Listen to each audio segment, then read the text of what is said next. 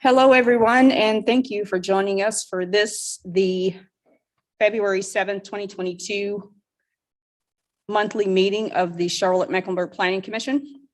My name is Kiva Samuel, and I serve as chair. Today's meeting is being streamed online in accordance with the state's electronic meeting statute. Requirements for notice, access, and minutes are being met through electronic means. The public and media can watch this meeting live on the Planning, Design, and Development Department's YouTube page. And we will now move through introductions, beginning with our commissioners. I see Commissioner, well, I'll just do it alphabetically. Starting with Commissioner Chirinos, who's in the room with us. Astrid Chirinos, Planning. Blumenthal. Andrew Blumenthal, Planning Commission.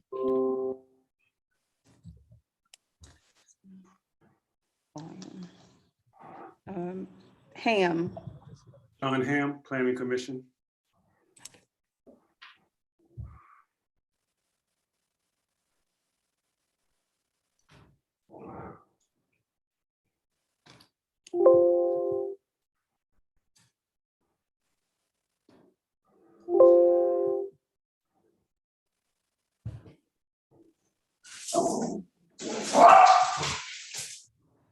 Commissioner Russell.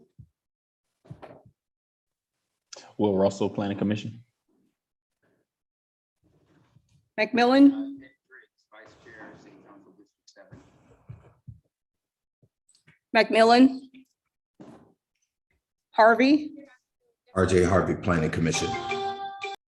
Rhodes. Rhodes. Good afternoon, Courtney Rose, Planning Commission. Spencer.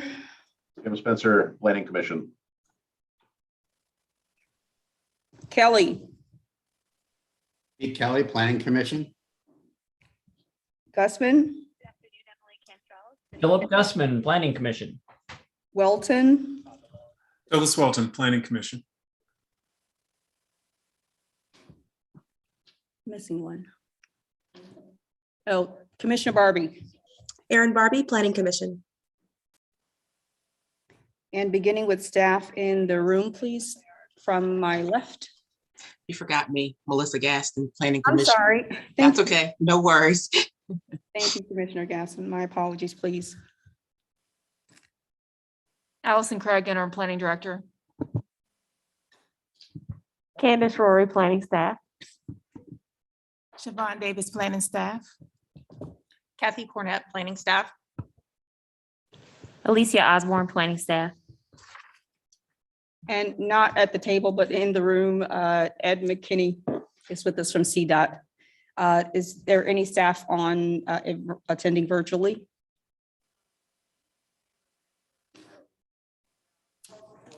Brandon Brazil, CDOT staff. Felix Obregon, CDOT staff. Joanna Quinn, CDOT staff.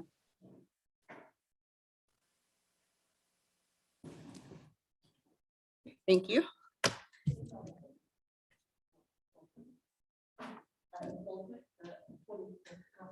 And I think we have a guest also. One of the consultants is online with us. Would you like to introduce yourself, please? Yeah. Hello, everybody. Jay Rankins with MIG, supporting the planning staff on the policy map. Thank you, and good to be with you again, Jay.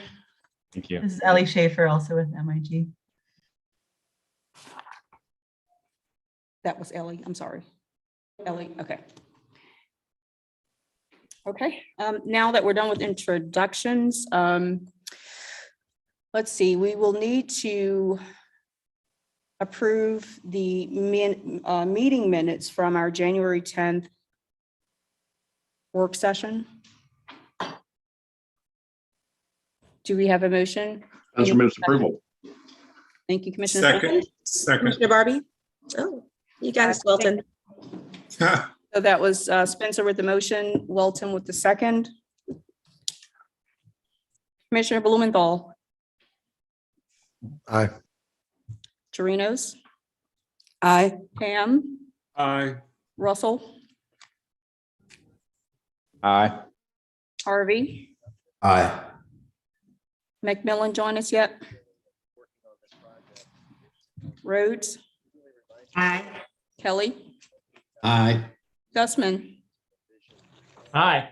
Walton, Aye. Harvey, Aye. Gaston. Aye. The chair votes aye, that passes unanimous. Thank you. Spencer also votes aye. I'm sorry, Commissioner Spencer, I did skip you because you were motion maker. Thank you for circling that.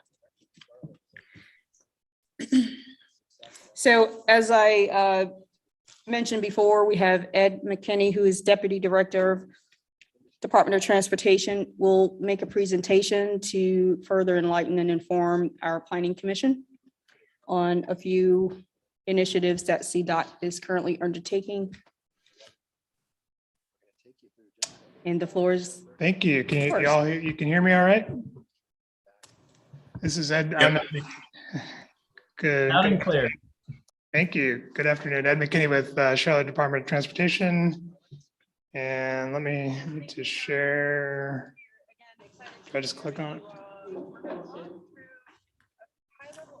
Technically challenged. Share screen.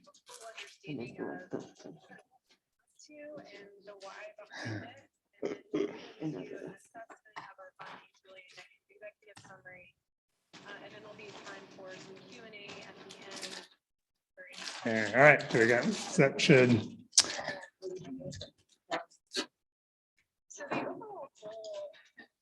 Oh, thank you.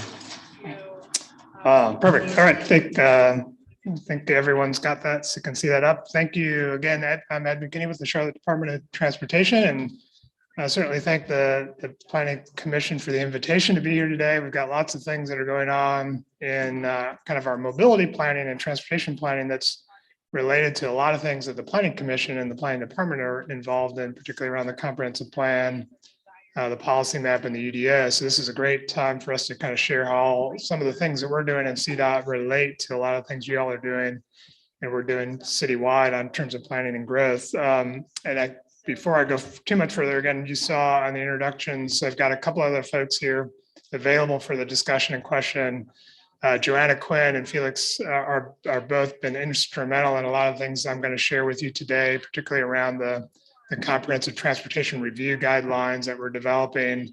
And Brandon Brazil, I think a lot of you know through the work with the zoning committees, through our land development section, you see him obviously through rezonings and transportation reviews. So just make a mention to them. They're all here for kind of conversation, discussion, and context of a lot of these big things that we're doing.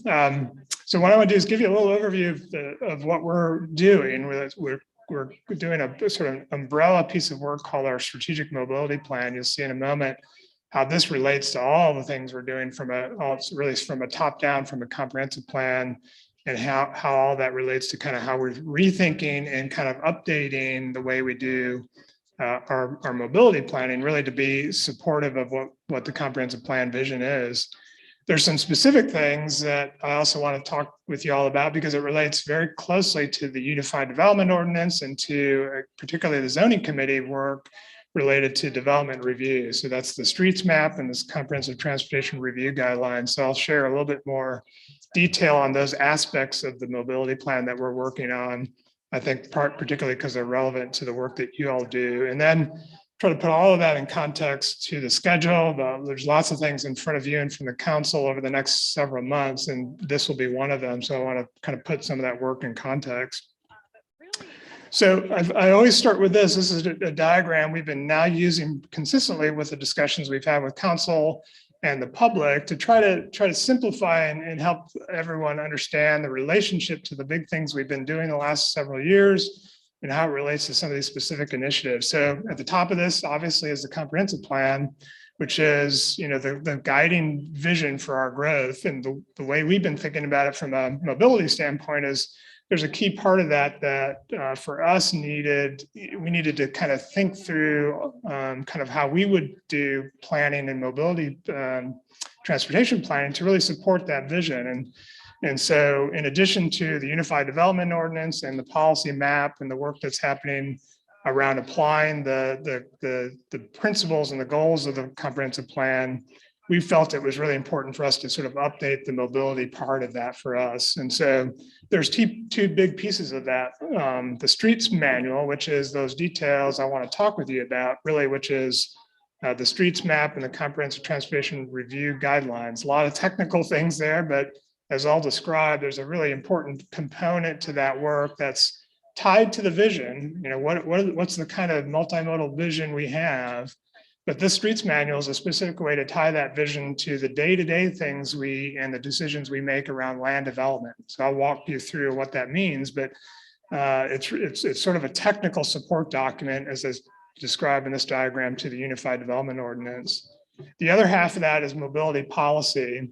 And again, it's important for us to be updating our transportation mobility policies because of really the vision of the comprehensive plan. It was really, you know, the plan and the policy that we have in place. Our transportation action plan was adopted in 2017. As we all know, a lot of things have changed since then, and we've got a completely different kind of vision. And it's really important for us to make sure that our mobility policy follows that vision. So two things, sort of a policy piece, and then a really important kind of technical piece that ties it together from a vision to implementation standpoint, called the Streets Manual. Just a moment about policy. So you may be familiar with some of these things. Certainly through rezonings, you might see references to some of these policies when we're reviewing zoning cases, as an example. But we do have a mobility policy foundation. We've got something called, I just mentioned, the Transportation Action Plan. That's kind of a holistic plan, again, adopted back in 2017. We've got something called Charlotte Walks. We got our Vision Zero action plan. We got our Charlotte Bikes plan. This is a CATS thing, but there's also a kind of a transit component, the Envision My Ride, which is looking at kind of improvements and rethinking the kind of bus policies and investment. And so all that to say is the message here is the comprehensive plan was a kind of a catalyst for us to take all of these existing plans and sort of look at them with a new lens. What are the things that are still relevant? But now with the comprehensive plan in place, what should we be doing differently, and how should we align our policies to support that bigger vision? So we're starting from that standpoint, and then at the bottom, certainly there's lots of things that are kind of in the works around transportation, travel demand management, rethinking traffic impact analysis to be more multimodal and holistic. Lots of things we do around curb lane management and on-street parking. There's just a dynamic set, scooters, autonomous vehicles. There's sort of a changing world that's happening. So all that to say is we want to use this strategic mobility plan to kind of rebuild that foundation with the shining light of the comprehensive plan, but also use it to rethink some of these and set the stage for how we think about some of these emerging issues and opportunities from a mobility standpoint. Hopefully this should be relatively familiar. This is a focus snapshot of the comprehensive plan as it relates to mobility. So this is goal number 5 of the comprehensive plan, safe and equitable mobility. There's sort of a simplified way to think about it. There's 6 objectives. Again, all of this is language specifically from the comprehensive plan that says, from a mobility standpoint, safety, connected, prosperous, equitable, sustainable, and innovative. I won't go through the details of that, but it's obviously it's really important for us because it was a clear set of expectations and objectives set in the comprehensive plan, and it's really going to be the foundation from which we want to kind of rethink and rebuild the way we set our policy and take some specific actions about how we invest in mobility and what are our expectations for development in their investment in mobility as we continue to grow as a city.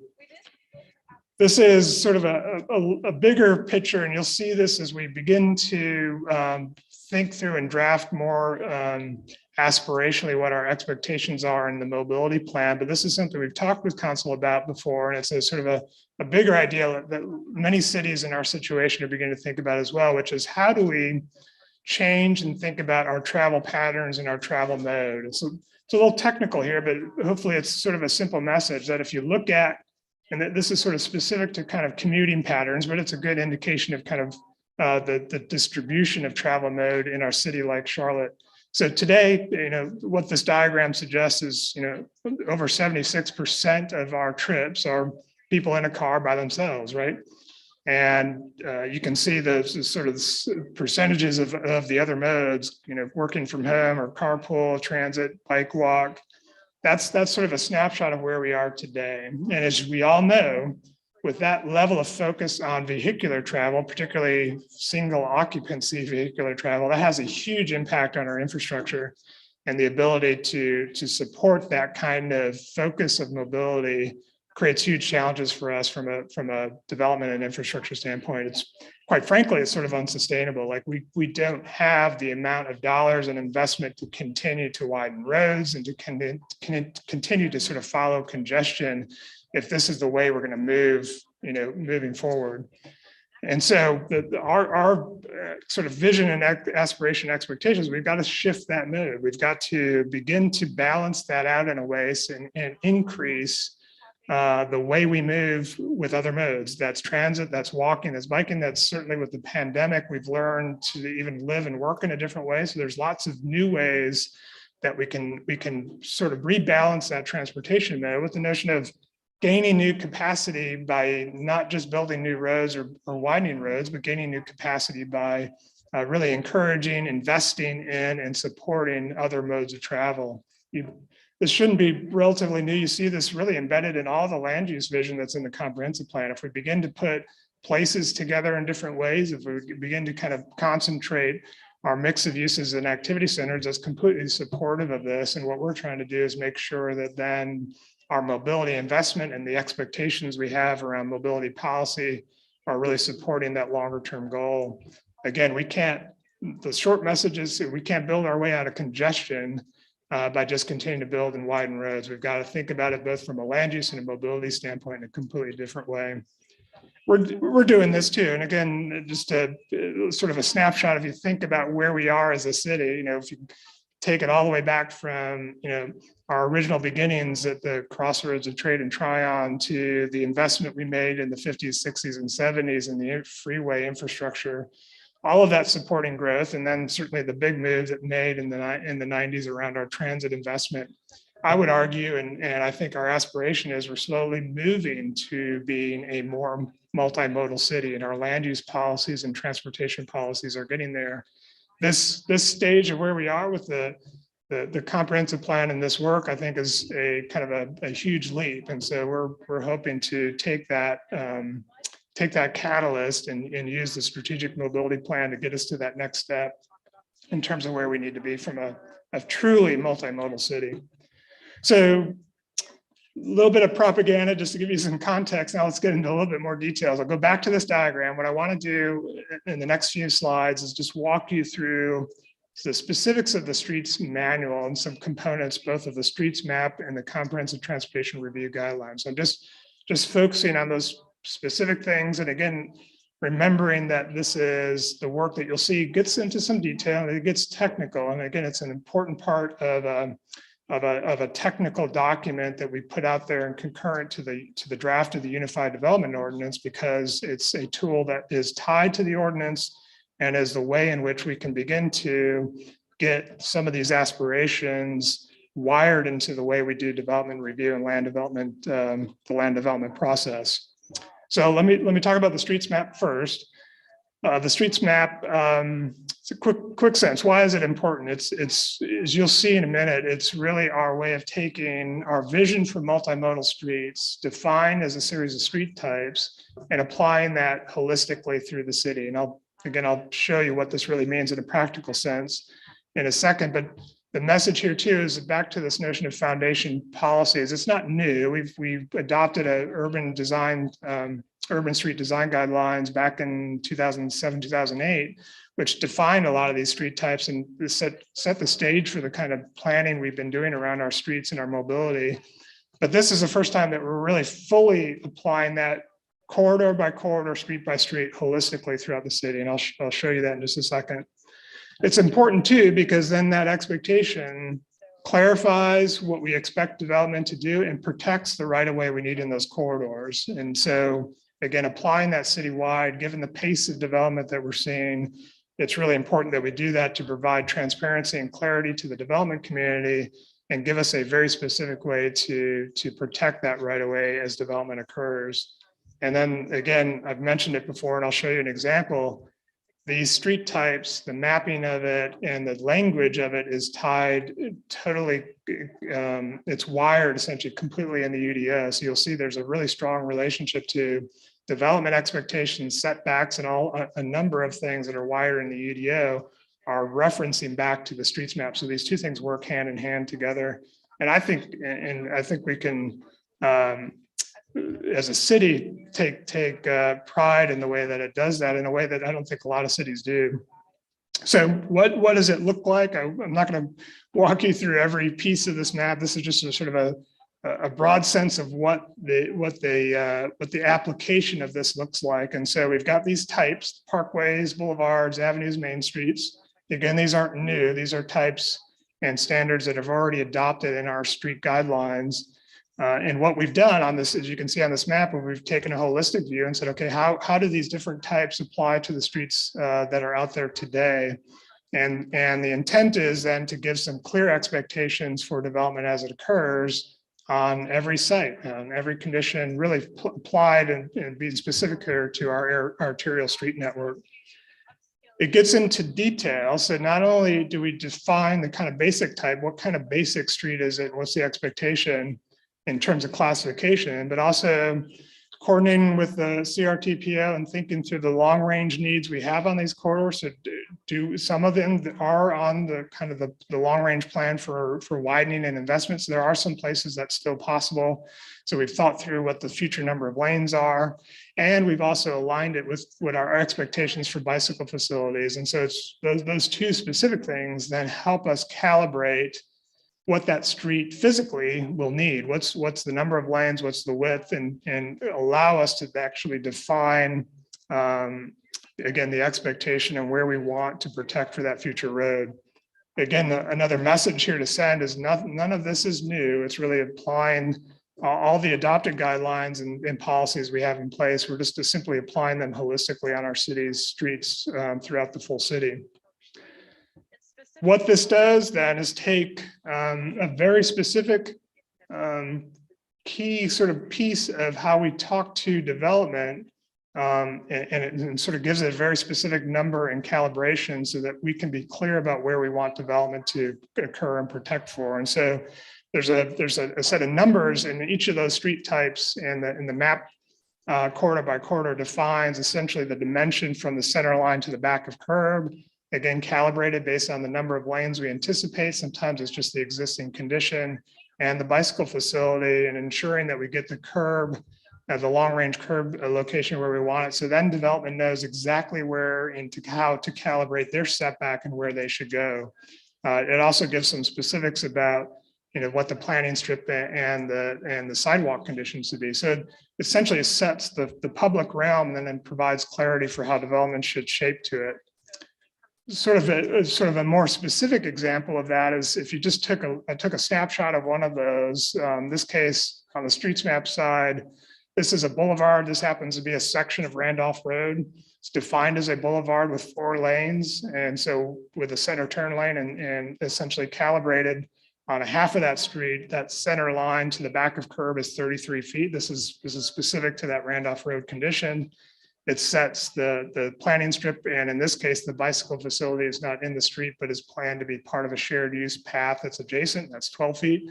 So that's a specific example that tells you, okay, from a developer standpoint, then that can be clearly measured and defined. And that's essentially the back of curb, and that 8 and 12 foot dimension is sort of specified in that streets map. And so when they go to their site, they can pull that up and they can see exactly where they need to be.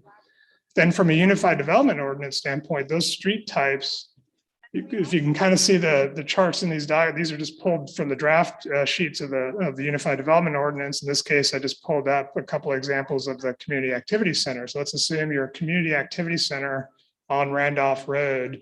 You would go to the UDO. The UDO would say, okay, if you're on a boulevard, here's the setback you need to have. If you also have a whole series of building standards, articulation of the building itself, A number of things around even the transparency and height of the building are related to the ground floor height of the building are related to the type of street you're on. And so in this case, again, I'm using a very specific zoning category example. If you're in a community activity center on a boulevard like Randolph Road, that setback then is 24 feet.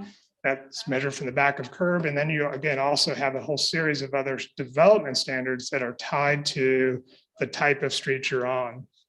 So I do want to pause there because I think that's something particularly unique. It's something we've never done in as explicit way as we are, tying the UDO and the development standards to, the public realm and the type of street you're on. And so it's a really important big step. And I think it's a great example of how we're now really tying kind of our transportation and the kind of physical form of our streets and corridors to the expectation and physical form of the city we're trying to build, the land use, that sort of typical land use transportation connection.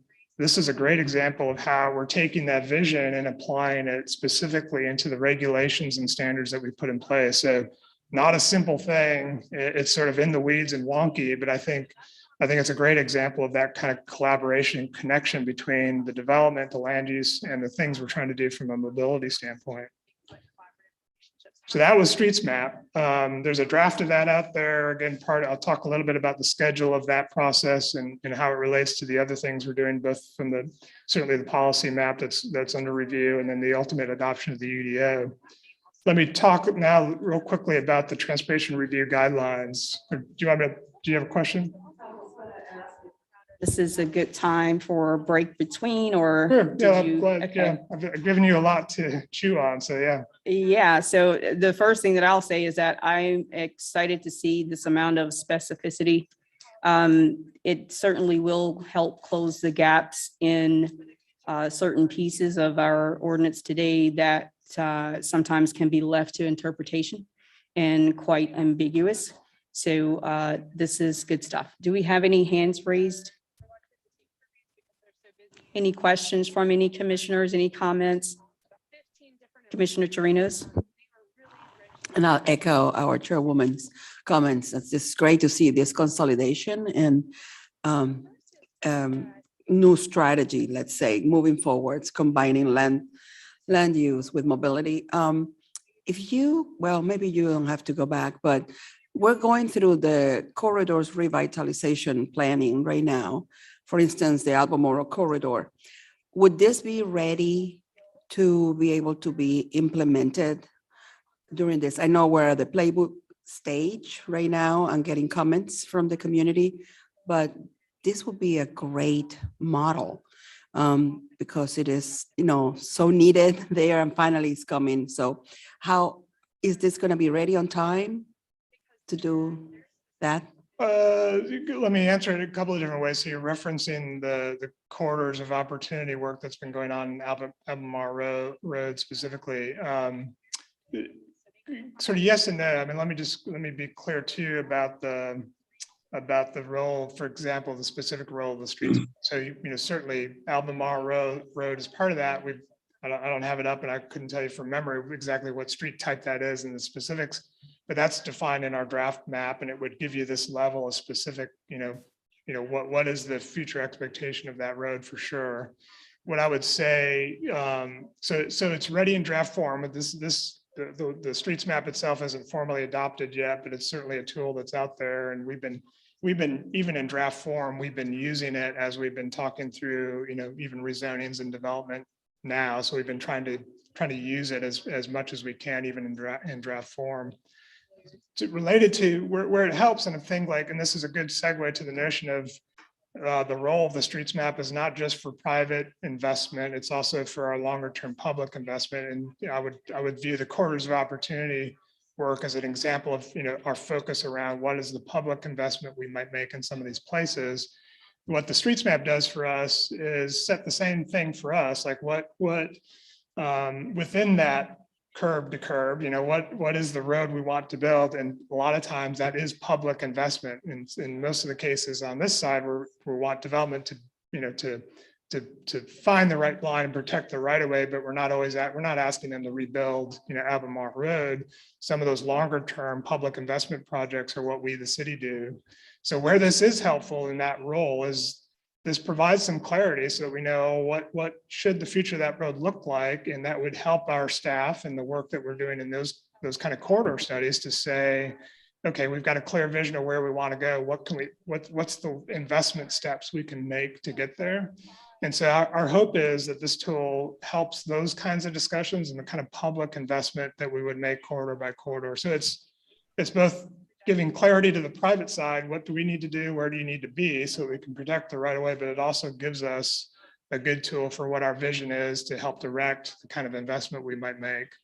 I don't know if that's helps to provide. No, I clarity. appreciate it. I'm actually part of the steering committee in that area, so I would love to be able to get some of this information so we can start aligning Absolutely. from the beginning. Thank you. Thank you, Commissioner Chirinos. Any other hands raised? Candace, any other? Will. Mr. Ham, I have my hand raised. Okay. Yeah, so I'm just, it's really a comment. I'm a little concerned. I love the idea of the bicycle facilities and the bike lanes uptown, but I've noticed in several locations, we've taken a driving lane away, and I know we're trying to change the way people think about mobility, but on streets like Trade Street, 6th Street, where we've gone down from 3 to 2 lanes, when post-pandemic, we've got the Bank of America corporate headquarters, we've got Wells Fargo, we've got Truist. What impact is that really going to have on the traffic flow by us taking these lanes away? So I'm very concerned about that. And again, I get it. We're trying to change the way people think and the way they move around. But I guess it's not a win-win situation for all scenarios. But I'm very concerned what's going to happen post-COVID when people return back to these offices uptown. Good. Yeah, I mean, it's a great comment, and certainly that's the big challenge we face, kind of making some of these shifts, is really what you described as that trade-off, right? And so there are corridors that there's not room to add everything we want to add. We'll have to decide, corridor by corridor, or place by place, what is the appropriate mix and the appropriate kind of infrastructure to put in place. And that there's no denying that as we move to being a more multimodal city and facing the kind of challenges of growth that we face, that we're going to have to make some tough trade-off decisions. We can't have it all. I mean, and to your point about some of the investment we've made in Uptown recently, the way I would describe it is we go into those kinds of projects, with a very methodical approach to both the technical analysis, the community engagement, and the kind of holistic thinking. And so that work and the investment we've done in Uptown comes from that kind of work. We did a lot of analysis well before COVID to think through the traffic impacts. We worked with all the property owners that were affected in Uptown. So not to say that there was consensus about the vision, but we certainly engaged and did the kind of technical work we needed to do to essentially come back and say there is a trade-off here, and we felt the trade-off was something that was valuable to support the kind of access that we were trying to create from a bicycle standpoint. That same conclusion might be completely different depending upon the context. So I think what I take away is we need to certainly continue to be very intentional about the conversations we have with the public and council about, as we propose some of those kinds of changes, we've got to do the math, we've got to do the analysis, we've got to do the engagement, and ultimately, let the decision be part of that, let the conclusion of that be part of that kind of a process. Commissioner Russell. Thank you, Madam Chair. Ed, thank you for your presentation so far. Good information. Actually, I'm going to approach this in a different angle from Commissioner Ham. And Commissioner Ham, I'd love to get with you offline and talk through some of your issues with road diets. So I want to take this in a different tack. Would you mind scrolling back to the street map with the main streets, avenues, boulevards? Yes. So just looking at the color of this map, it looks like a majority of the roads on this map and in Charlotte are avenues. And based on your description, avenues are supposed to balance all modes of transportation, but we know in practice that avenues, parkways, and boulevards are all car-centric, which really leaves our main streets as our best bets for multimodal transportation. So in that vein of looking at avenues being the backbone of the city, what is CDOT doing to help shift the mode from cars to pedestrians to make it safer? And then as a secondary question, what tools is CDOT willing to give neighborhoods and community organizations that want to actively push their avenues toward more of a Main Street feel? So the two questions are, how are we pushing avenues into being more balanced and less car-centric? And then what tools are neighborhoods going to have to help that push? That's great observation. Actually, I mean, getting the sense of this kind of complicated map. I mean, I think you described it well, which is in many ways what you are seeing is sort of what I think our intent was most of that backbone of our arterials we are describing as avenues. I think where I would describe though, and this is a good test of whether we're truly achieving what we're saying in the policy. But we do believe that, and I didn't pull up, we can share some more examples after this of what our vision is for most of those avenues. But our intent with avenues is truly to be multimodal and to find the right balances. Those are the streets that we believe do have the ability in some cases to do, again, case by case, to do sort of trade-off discussions, road diets, or configuring and adding in protected bicycle facilities or cycle tracks like we're doing in Uptown. So that we would describe that the avenues really are the place where we think some innovation can be happening and some more balancing of multimodal design and reconfiguration is where we want to go. There's a huge challenge to that, as you pointed out, because most of those blue streets today really are undeniably car-centric. But our intent, and again, this would be a good test of the details of our draft plan, our intent is that the avenues really are a place where we can do that. To your question about kind of what tools neighborhoods have, I mean, I would, tool one right now is through this discussion of the draft that's out there now and the review and testing of what our vision is for most of those avenues and making sure we've already been doing a lot of engagement through the fall, both kind of concurrent to the policy map work and some other things to get neighborhood feedback on the details of these maps. But now is the time to kind of think through and look almost case by case, what are the characteristics of some of these avenues today? What are we showing them in the draft? And does that align with where the community wants to go?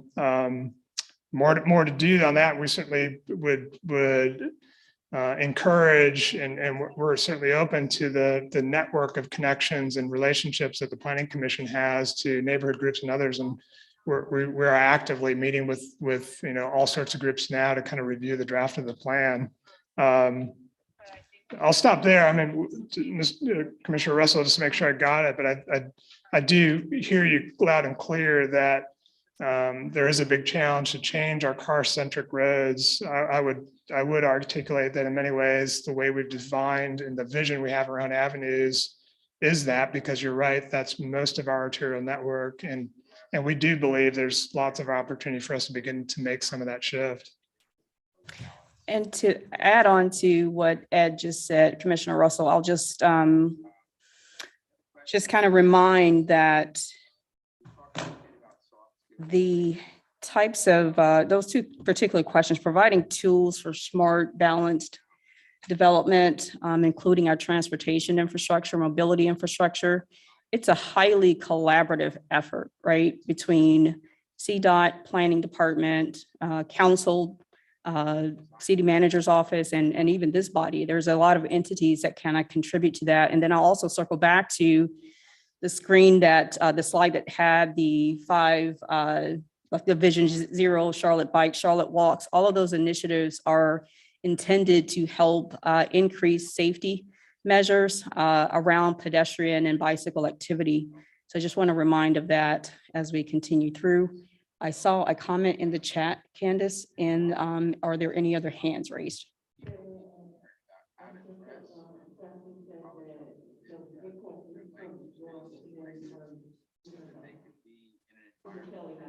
Okay, Commissioner Kelly, please. Yeah, just a follow up on Will's comment.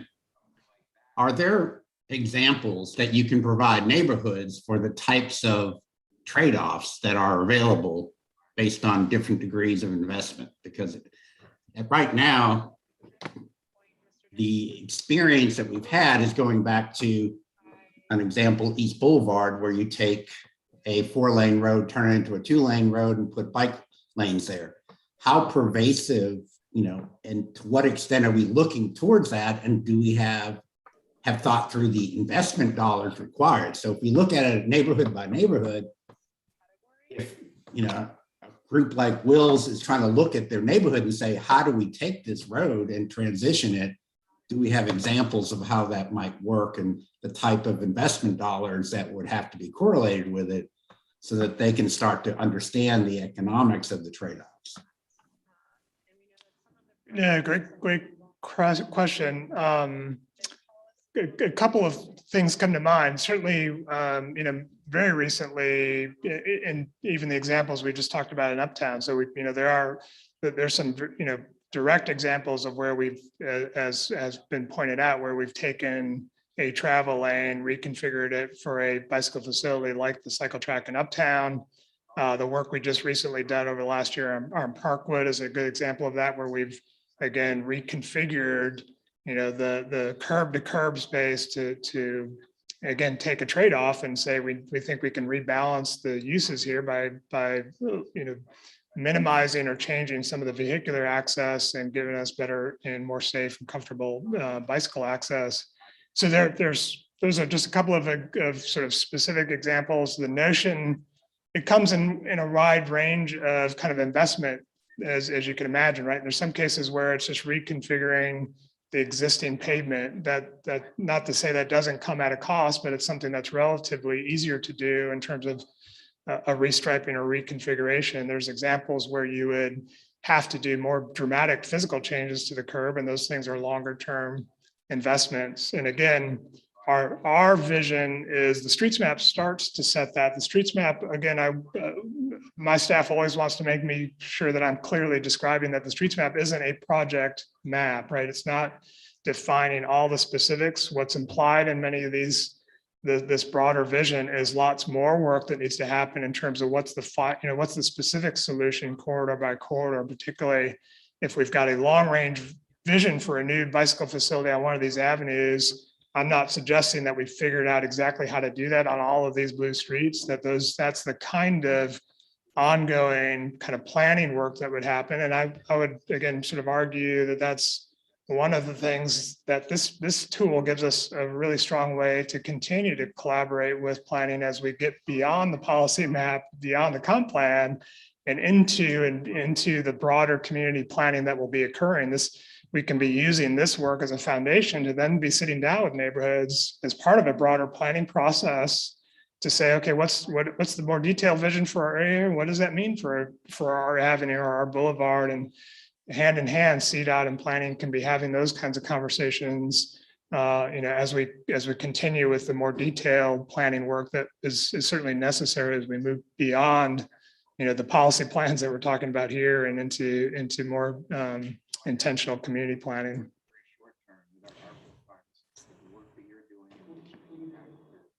Okay, so seeing no more hands raised, Ed, please continue. This has been, I really appreciate the conversation. These are really good. This is a good dialogue and lots more to come about how we begin to apply some of these things specifically and particularly around neighborhoods and corridors. I know I've given you a lot of information. What I'm about to dive into is a lot more as well. I'll try to move relatively quickly and kind of hit the highlights of this, and certainly maybe this will spark some more discussion. So the CTR, in a simple way, and again, for the folks, I presume many of you have been serving on the zoning committee, you're familiar with the rezonings, and a lot of the traffic impact studies that we do through the rezoning process. This new thing we're calling a comprehensive transportation review, CTR, is our version of completely revamping our transportation or traffic impact study guidelines. So why it's important, it's going to completely replace the way we do this. And I'll walk you through a few examples of this. We're thinking about trip thresholds. We're thinking about how to rethink and be more intentional about multimodal assessments. So it's not just about cars. So I'll walk you through kind of what the philosophical change is in these guidelines. And then this last bullet, I do want to point out, and it's a nuance that is important. So I've been trying to be transparent about it. The way we've applied our transportation guidelines in practice has been primarily focused around the rezoning process, and even more specifically around the conditional rezoning process. And that's, sort of by nature, because that's where we have more specifics. We know exactly how much developments, the program, we can kind of calculate the traffic impact, and we can negotiate through the conditional rezoning process, the specific the specific investments we want them to make from a transportation standpoint. That's all good. What we by practice haven't really been doing is applying that to by right development. So we see a lot of rezonings, but there's lots more by right development out there that happens every day. And some of it's big, and some of it does need the kind of review that needs to look at kind of what their impact should be. And so long story short, we want these new guidelines to apply holistically. And that's a big change. And that's a big conversation we're having that will be new to the development committee. That sort of changes the expectation and process that they have. A snapshot of kind of where we're trying to go on the 2040 policy plan side. Those are verbatim one of the words or the statement from policy 5.12 that talks really specifically about this. And it says, so the comp plan sort of tells us to look at the way we do this traffic impact study in a completely different multimodal way. What we do today, again, as just a comparison, it's really primarily focused on vehicular trips. As I'm sure you're familiar with this 2,500 number, that's the trip threshold. So that's always been kind of a debate. Is that too high? And like I just said, it's primarily been applied in the conditional rezoning process. So we're trying to make a pretty dramatic change philosophically. Sort of a simplified way to think about how we're trying to get there is we've kind of narrowed it down into kind of 3 buckets.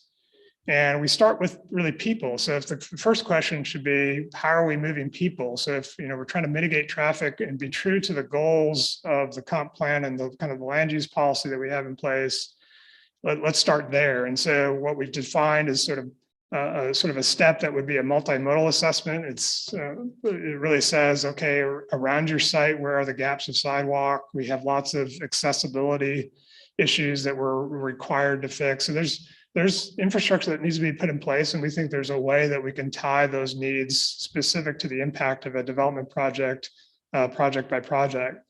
Number 2 is, are there things we can do to just reduce the number of trips? And this isn't everywhere. This is more specifically to the places that are more intense, more mixed use, that have more access to transit. So, Uptown would be a great example.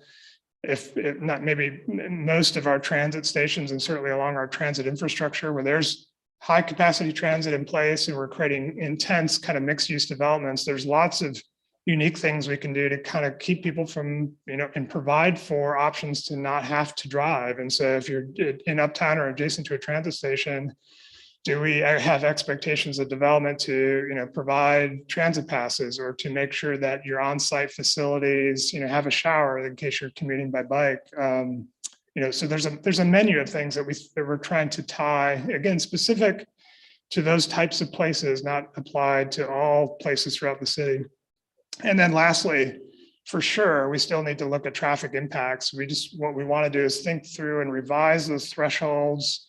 We've got a sort of a more context specific way we think we should do that. There's probably not one solution, and I'll talk a little bit about our approach to that. But the message here is a more holistic look that's not just about moving cars.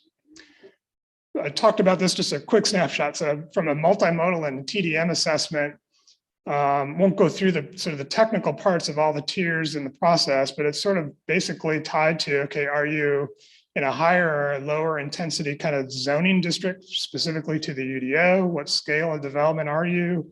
And kind of where are you, what kind of mix of use and what scale are you? That would all calibrate to what our expectation are. So depending upon, how big and your mix of use, you would tie to a tier expectation for both the multimodal and the TDM. And again, we're essentially using the guidelines to set up menus that said, okay, if you're a certain tier, you need to achieve a certain amount of multimodal investment, sidewalk gaps or accessibility improvements. If you're in a more intense kind of place where TDM is a option and a possibility, we begin to put in some expectations about how you could define what you would do from a development standpoint to take advantage of that and reduce your trips. So all of that is intended to be designed to be relatively straightforward, predictable ways to kind of assess your site and our expectations around multimodal and sort of trip reduction in TDM. On a traffic standpoint, so just to give you some context, and let's talk a little bit about thresholds, because I know, again, the zoning committee certainly is familiar with this on rezoning cases. So that 2,500 trip threshold, you see it in context to some of our peers just in North Carolina. So it's undeniable it's a relatively high number. And so we certainly agree that it's probably time to rethink that and reduce it. But I do want to say it's not just simply about reducing it holistically. We also felt, given the scale and just kind of land use and intensity, diversity of this city, one threshold probably wasn't the right solution. So we've actually in the draft, I'm not going to go through all the details of this slide, but the message here is in our draft, we've essentially created sort of two categories, sort of a low intensity and a higher intensity, and believe that there should be slightly different thresholds.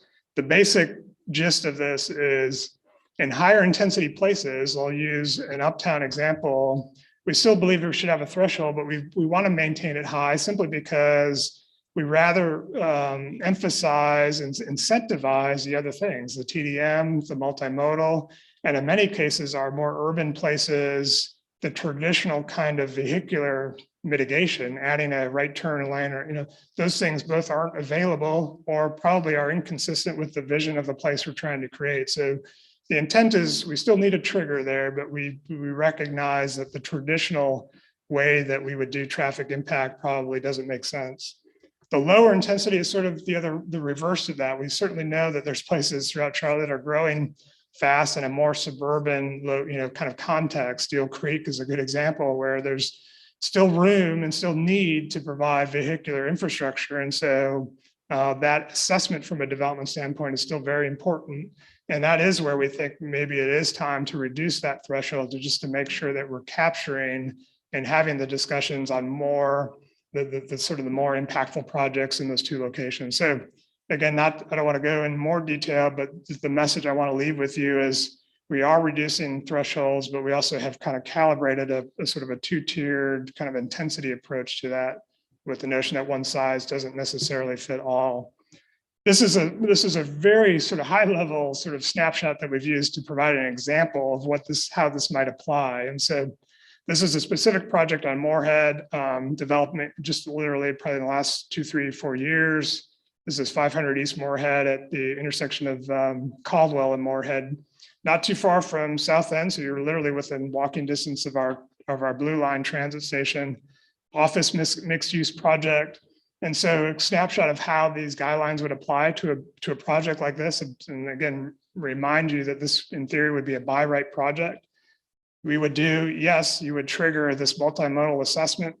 In this case, there was a good example where there was a need and an identified desire to have a signal at that Caldwell Moorhead intersection.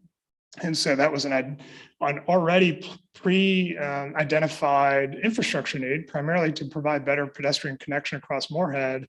That would be a perfect example of the type of project and the type of investment that a project like this would help us do. Not necessarily saying they would need to do all of it, but it would be part of the tiered evaluation of their investment. That kind of project would be in the mix. And certainly from a TDM standpoint, how are we reducing trips? This is a great example where having these guidelines in place would allow us to have that kind of more intentional conversation with the development as it comes in. They could certainly take credit for things they may already be doing in terms of on-site facilities. Again, this is an example where you're just blocks from a transit station. So the notion that anything and all the things that we can do to sort of shift mode here is really important. We just want these guidelines to help that conversation as development comes in. And then lastly, here's a good example in the messages, given the size of that project and kind of our draft tiers, this wouldn't have triggered a traffic impact study. And in our minds, sort of rightfully so, there aren't, we wouldn't be asking them to do an additional right turn lane or, some other vehicular capacity thing, because certainly it would be inconsistent with the kind of character of that corridor in that area.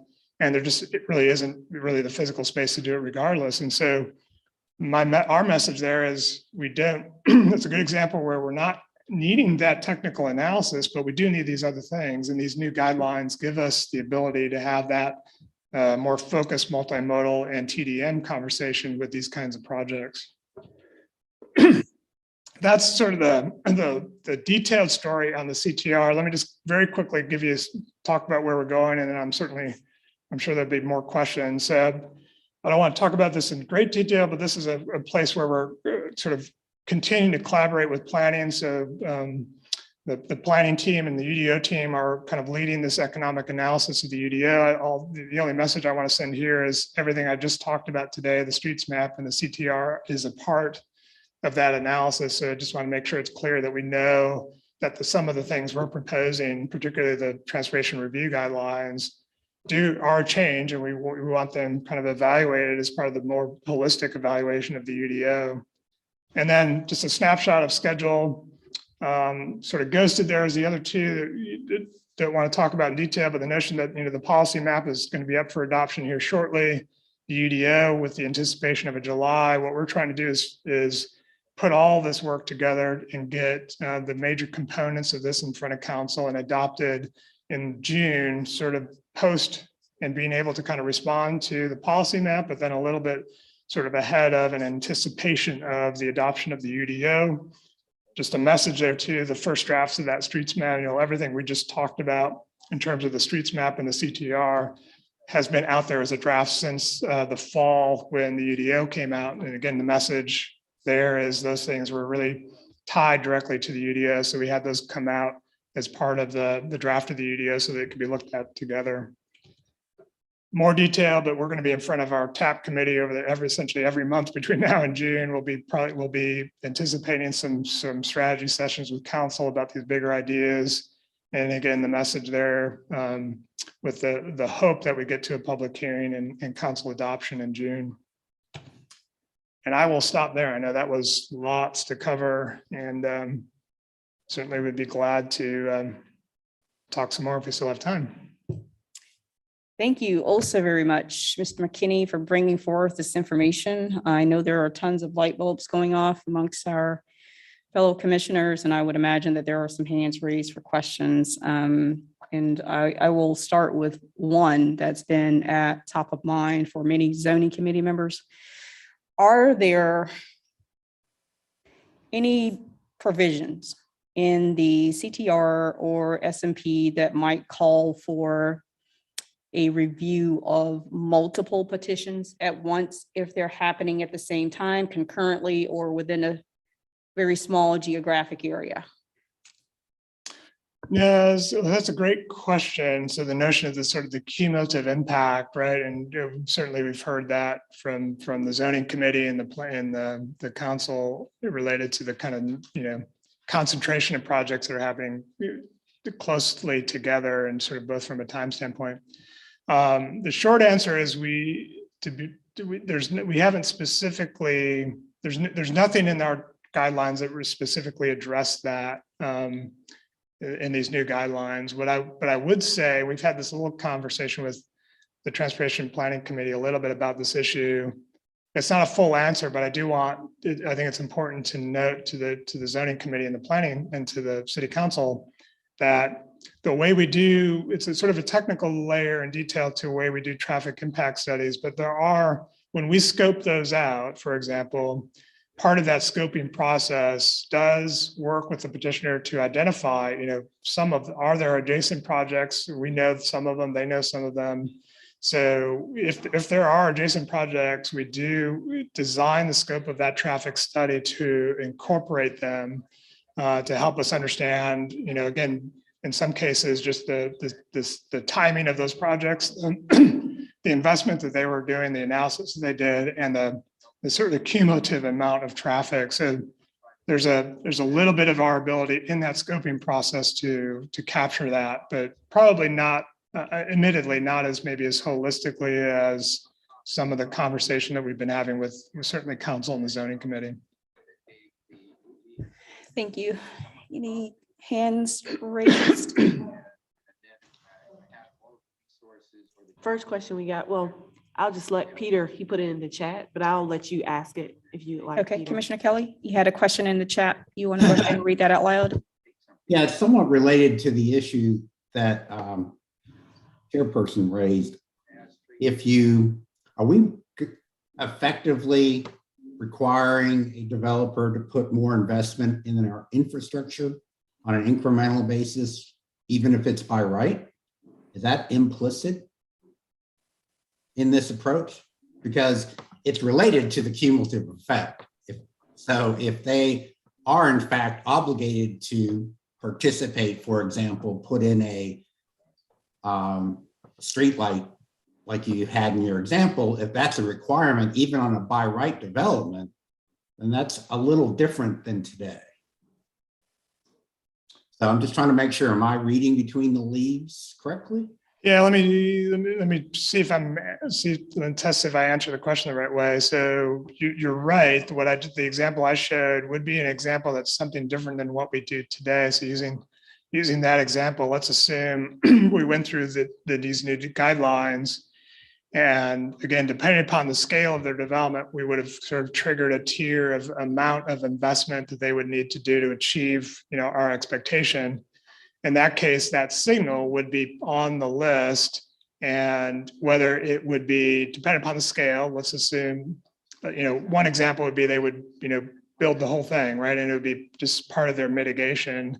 It could be a package of other things they do where they're contributing to a portion of that signal. But the point being is that through our by right, that these new guidelines applied to that situation in a by right standpoint gives us, allows us to more explicitly have that conversation in a by right condition that we honestly just don't do today.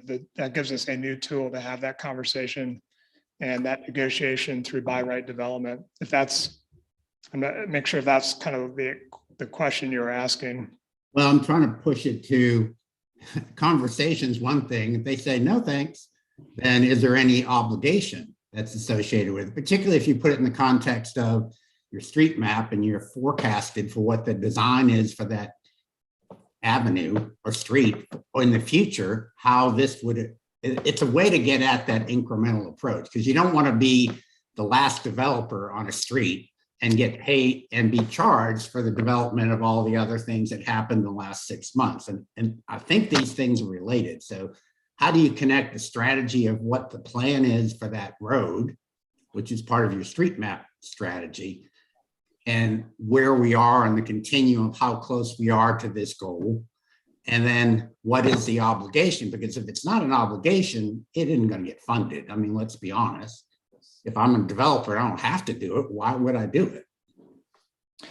Yeah, good clarification. Let me be clear. Maybe the words I was probably using not the right words. So in our new guidelines, they would be required, right, to do that multimodal mitigation. What I was kind of dancing around was depending upon the scale of a specific project, whether they would do the full signal or some portion of that, or would it be part of a package of other investment they would be doing?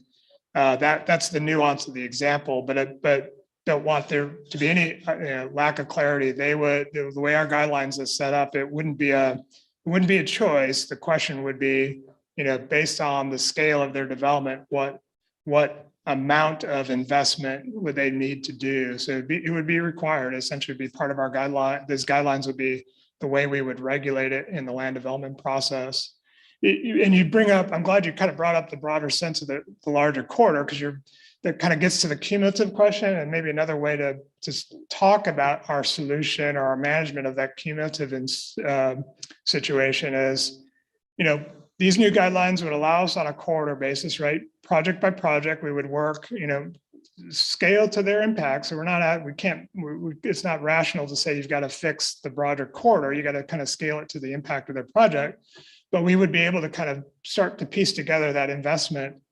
It goes back to the larger mobility investment strategy we have to have as part of our role as a city from a cumulative standpoint is to do our portion of that as well. And so certainly what we can and would continue to do in a corridor basis is, as development is occurring, we're kind of tracking that as well. And it's influencing how we prioritize longer term investments. So maybe there's a set of more holistic investment that needs to happen on a corridor that's growing. Development does a portion of that, but then it forces us to be thinking about, from a capital investment standpoint, what's that future need? That's on us from a planning standpoint and a kind of a capital investment planning standpoint. So I want to say that in terms of relative back to this cumulative impact, I think we have to be mindful that it's a balance between both what we expect private development to do, scale to their impact, but also there's a responsibility for us to be planning for those kinds of longer term growth corridors and thinking about the bigger public investments that need to be made to support that growth. Just the last comment, it may be helpful if you were to rate each of the roads in particular. So in this case, Moorhead, where it is on the range of desirable versus actual, so that people would be aware of the potential for how much would be both public and private. So, because at the end of the day, that's really what we're trying to do, is figure out how to have a conversation so the last person on the street isn't being held up by the community for something that they've only a small portion of. And I think it's all the same issue. But thank you for your comments, and I appreciate your presentation today. Thank you, Commissioner Kelly. Mr. Vice Chair, please. Yes. Thank you, Kiva and Peter. Great job. That was one of my questions. Well, sort of one of my questions. You guys did a better job handling it than I would have. Ed, thank you again. It's always great to hear from you. And this is good stuff. It harkens back to the first time you presented place types to us, I think, way back a long time ago. And oh, wow, can we really pull that off? My question is a little bit more on how will we transition into this from our zoning use. As we're moving into the place types and the new types of zoning, we're supposed to start getting a little bit of, before it goes into effect and gets voted on, a little bit of information as we're going through the process on what it might look like with the new CTR applied, for example. Is there any intent over the next few months to start adding that to the CDOT reports for zoning? That's a good question. I don't think we've had that discussion yet. I'm kind of looking to Allison a little bit to make sure I don't put my foot in my mouth or say more than we can do. It's a good thought. Maybe the way I would answer is we'll sit down with Allison and her team and think through what that looks like. It's a good idea in general. I mean, at a minimum, what I think we can be doing and should be doing, I think the Transportation Planning Committee sort of asked us to do this at our last meeting, was, make it real for them, give them some examples and start walking them through some scenarios. I think we're going to do that for sure. And certainly we can continue to share those with the Planning Commission. I think there's some challenges to being too explicit about that, given the draft form and all the conversation we still need to have. Like, I think it has the potential to be a little confusing and a little unfair to the petitioners in this kind of interim standpoint. So that would be my quick reaction, but I'll kind of lean on Allison to. Yeah, I mean, let's talk about that, but I think that we might need to wait till we're in full adoption of both documents. And understood. I wanted to make sure that was all being thought through a little bit, because even if we get it after adoption and before implementation, start giving us, it's a complex issue. I think a lot of us are learning well now, and actually, Ed, your examples were excellent. I got to commend you on that. as we were going through it, we frequently get presentations, and the number one question I hear from especially new members to the commission is, well, I don't understand what that is or how we apply that. And your examples were excellent on this one. But thank you. That's all I wanted to do is start people thinking about it. Perfect. Thank you, Commissioner Gusman. I'll add too that there is some time, right, between if UDO gets adopted this summer between adoption and implementation. And as we're in that transition period now with the 2040 plan, we have a checklist, right, Phil, at the back of every petition that we hear in our agenda packet, that goal 1 through 10 is listed and there's a check mark with some comments. And I think to Phil's point, maybe it's an opportunity again, after adoption of UDO to maybe add additional comment rather than a separate layer, so to speak, on goal number 5, because what's clear to me with this presentation is that SMP and CTR, the Strategic Mobility Plan, and the Comprehensive Transportation Review, in my opinion, makes goal 5 a little more reachable and a little more achievable. So maybe to Phil's point, maybe there can be some additional data just in that little box that says goal 5, in addition to your regular, CDOT comments, whether they add something there or not. Good question, Phil. Any other hands raised? Okay. Nothing further for Mr. McKinney, commissioners? Going once, going twice? Thank you. Thank you so much, Ed. Thank you. Thank you. No, appreciate all the comments, a great conversations. This helps us think through it some more. So I appreciate the time. Okay. And we will transition to our next presentation. And I think we'll have Kathy with us. Yes, That- and in the interest of time, I was going to run through engagement, just kind of start to finish some numbers and things, and other things that you all heard before, but we do. Kathy, you're muted. Yeah, we're unable to hear you, Kathy. Oh, I'm sorry.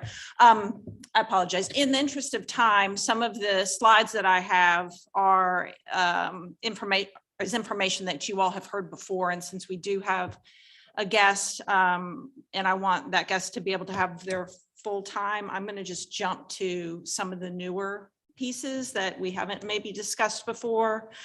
So I think you all are well aware that the engagement has been a 3-phase process.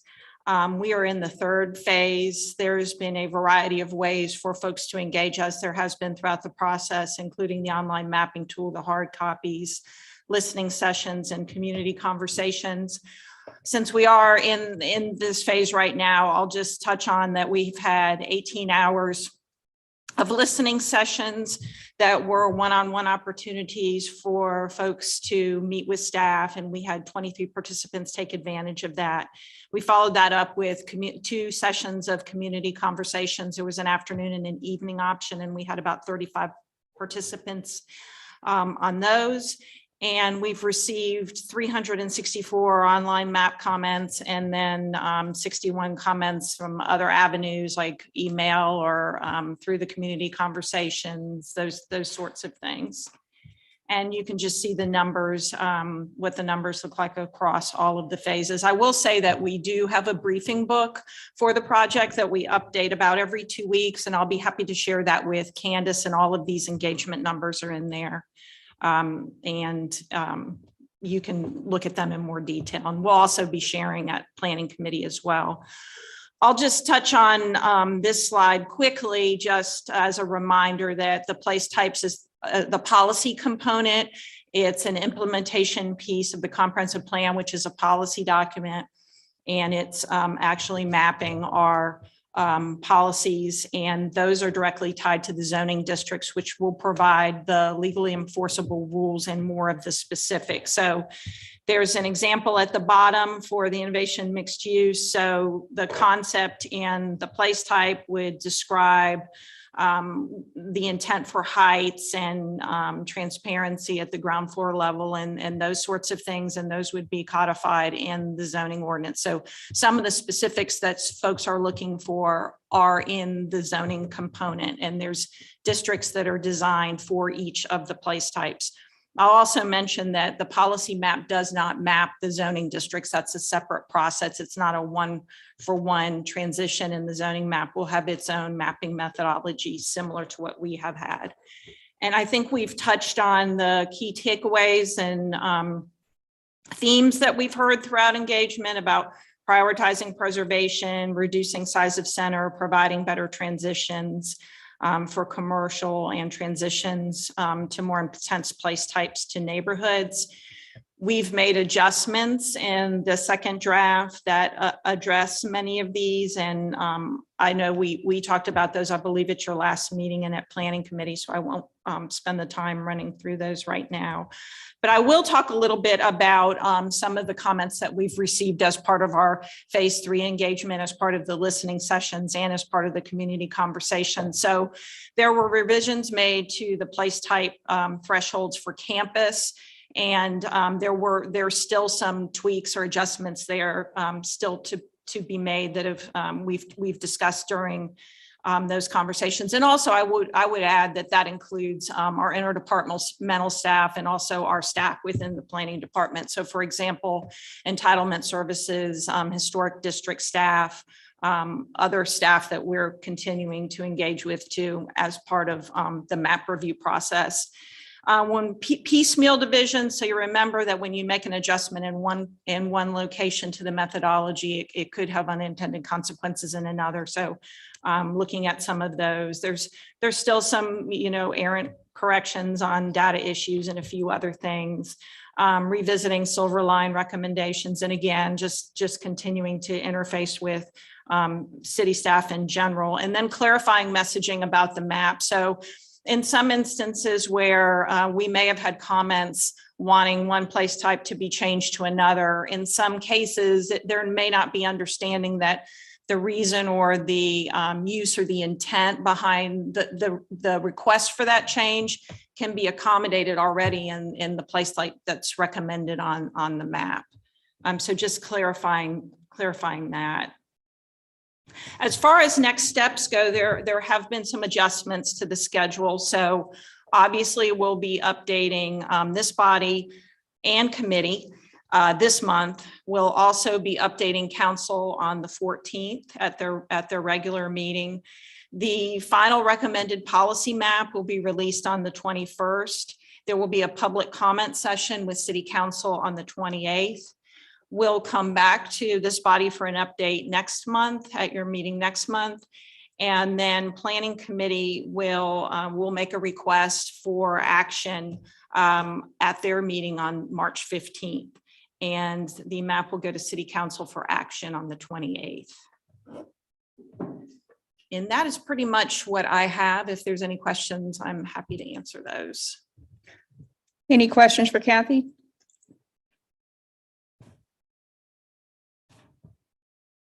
Seeing no hands raised. Thank you. Thank you so much for the update, Kathy. I think we're ready now to hear about the University City Vision Plan. We have, is Toby on with us? Yes, I am. Oh, good afternoon and welcome. Many thanks for having me. I truly appreciate it. And I also appreciated to Kathy for lending me a few minutes to stay within some time constraints of the committee.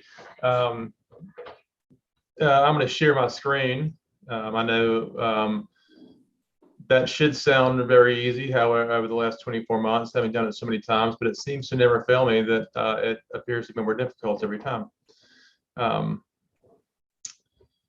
believe we have the right one here, and I'll share that presentation with you. This is not it. This is actually the document itself. So let me change that out. If you would bear with me one moment, and just in the interest of time, what I'll do is I'll start teeing things up as I kind of fumble through this component of it in terms of sharing on this platform. The University City Vision Plan was created so that University City, through its time of significant transition over the next 10 or 20 years related to the improvement of the light rail in University City beginning in 2008, we just recognized that basically leaving an amazingly dominated environment by vehicles and transitioning to a transit-oriented developed place, we have a lot of work to do. And while we are guided by an area plan for University City, which was adopted in 2015, as well as one for the University Research Park, which is really getting toward the end of its life, it was incumbent on us to be more descriptive around the transition we like to make and see made for our community and with our community. And this is not unlike things that were done before. Now, if you all think back, and there may be a member or two left on the committee from these days, South End did something very similar shortly after the Blue Line delivered there, recognizing that they were in for a significant transition, developing and then passing the South End Vision Plan, which really was the beginnings of the new TOD ordinance to some extent.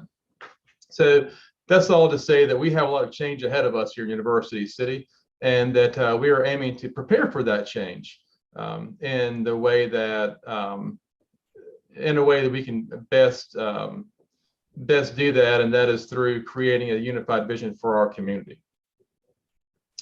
If you bear with me for one more second, I'm not seeing my PDF on my screen for some reason, so I'm going to shovel some things around real quick and see if I can get that to pull up a little bit easier by maybe closing a couple of windows.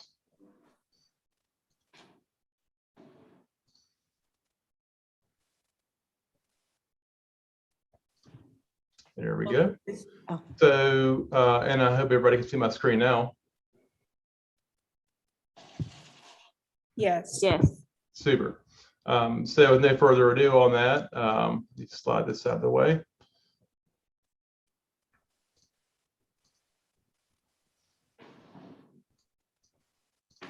Great. So the University Vision Plan, we call it People, Places, and Nature. And the reason for that is because University City, like so many places in suburbia, we have a foundation in nature, and that is just so abundantly clear when you look at our 14-mile greenway that stretches throughout University City, through the campus of UNC Charlotte into the business parks. That is such a critical component of what makes us great. In addition, of course, to the people that make us great and the places that make us great. So as I mentioned, University City is such a unique place in Charlotte in the sense that being developed between 1985 and about 2005, legitimately some of those car-dominated years of our city's history, we are on the precipice of change with 4 light rail stations, 50 acres of developable land within 1/4 mile of all those light rail stations, and 176 acres of developable land within a 1/2 mile of those stations. We again felt like it was important to start connecting the dots in our community, recognizing the assets that we have here as an ecosystem, and then figuring out how to improve our own ecosystem. And to be slightly more definitive on that, of course, UNC Charlotte is absolutely just an amazing asset for our city. And then also just for University City in terms of both being a talent generator, the home of 30,000 students, the largest university in the state of North Carolina, or second largest, I'm sorry, just by a few students. And then how it connects to the rest of the world. For example, the 15-acre lake in the center of University City, which is a total magnet for our community. And then connecting across the North Bridge, the future North Bridge, which delivers in 2025, into the Research Park. I think there are so many places across the country that would be that probably have in their strategic plans right now to figure out how to get a major university connecting to a business park in a place that is absolutely a magnet for the community to come through, like University Place is. So through this plan, what we'd like our goal of this is to reinvest and transform our landscape. I think the pictures on the right speak for themselves with regard to the fact that we are very auto dominated, with this picture of the top left corner being right next to a light rail station. The image just below this is a gentleman trying to cross W.T. Harris, connecting to one of the largest employment centers in the city of Charlotte, which is the Wells Fargo CIC, which I believe has about 12 to 14,000 people in the house on a normal day. And I fully expect them to return to that level at some point in the relatively near future. And one other piece of this is that, like so many suburban places across the United States, one thing they have in common is they haven't got kind of character building assets. You know, they haven't necessarily got the theaters and the parks and the places that arts and culture can kind of happen and bring flavor to a community. And that was also part of our intent here, was to bring that deeper into our community and figure out how to develop those assets for our community, especially as we grow. So I'm sure you'll ask how this is tied into the 2040 comp plan goals. And I think that it's not a one-to-one calculation necessarily, but we were absolutely thoughtful of how the 10 strategies and 4 focus areas in our work relate to the comp plan. And if you think about the comp plan as being that 30,000 foot view across the city of Charlotte, we took a lot of those same principles and boiled it down to like a 10,000 foot view for our part of the community and the needs that we have in our part of the community. And while they're not one-to-one, you may see here in the middle in blue here where the comp plan calls for safe and equitable mobility. We are absolutely focused on creating last mile opportunities to serve our transit system. We have the train in place. We just have some trouble getting to it, both for pedestrians and cyclists, but also for people in the research park located just a mile away. So kind of on a little slightly more nuts and bolts level of how we think about our community, what you see here on the screen is kind of what we kind of refer to as our urban axis, basically. And you think about that in a lot of towns as being the corner of Main and Main, and the city of Charlotte, the corner of Trade and Tryon, center of Noda, over the corner of 36 North Davidson.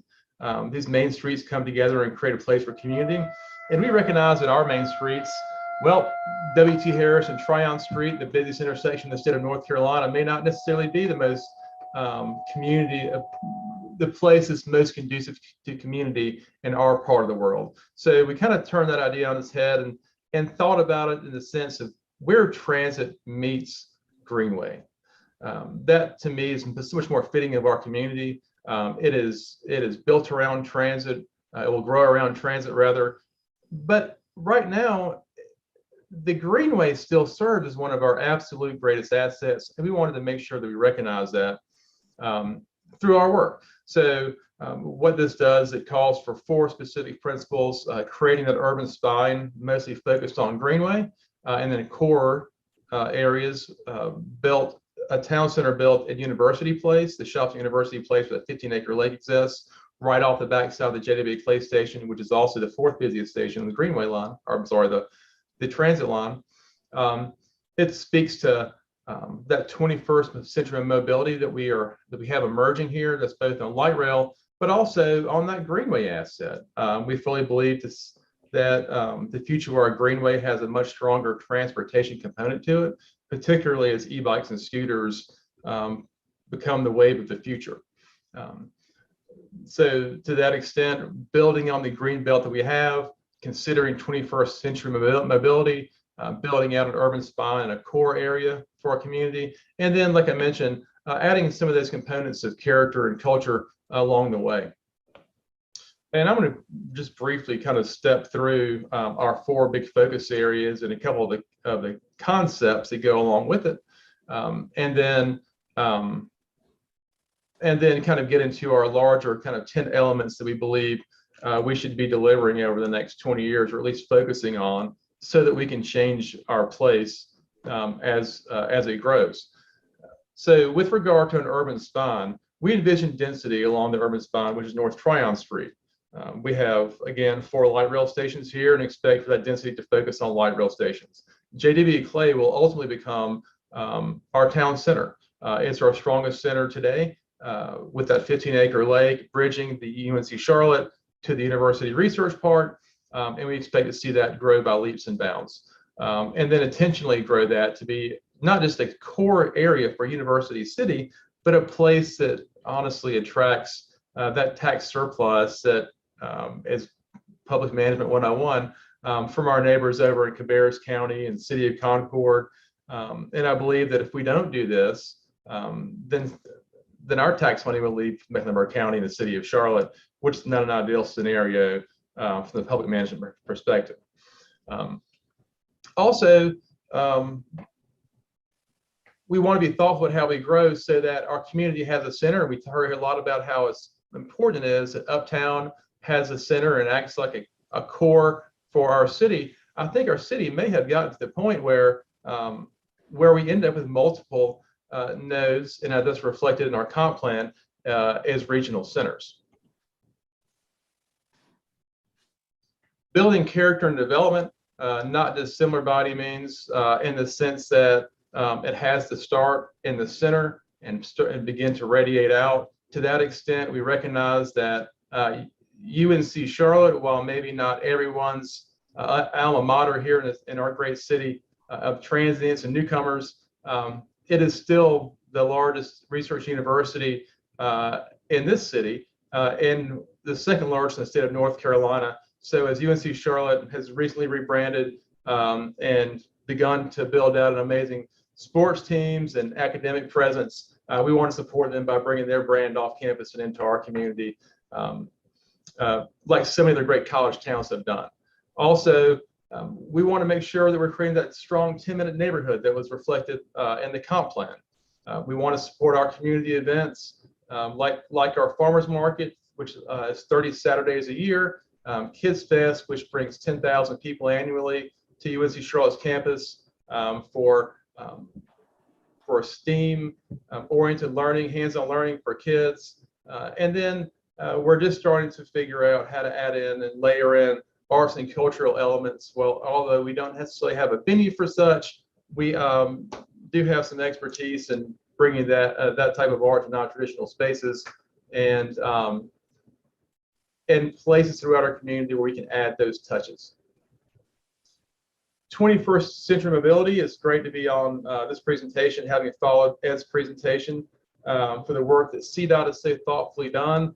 I've seen that presentation Ed's done, believe in it wholeheartedly, and I think that it has a lot of touch points on what we're trying to do here at University City, and that is to connect transit, to encourage rolling and walking throughout our community, to develop road connectivity. As you know, University City is built on a lot of large roads. And while those are fantastic for moving talent in and out of our market faster than just about anybody else can do it, it creates a bit of a burden with simply trying to cross the street.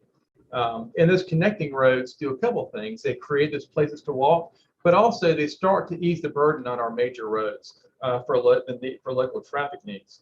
And then start to consider mobility hubs throughout our community. So in the event that you do get off a train and onto a bus and you land somewhere, then you can bridge the rest of your commute by way of scooter, bike, walk, whatever mode that you really please, because right now we seem to be fairly focused on simply getting people from point A to point B in the cars. I think this graphic in the center of this is very interesting and to scale. Granted, the center of Uptown, as seen on the right,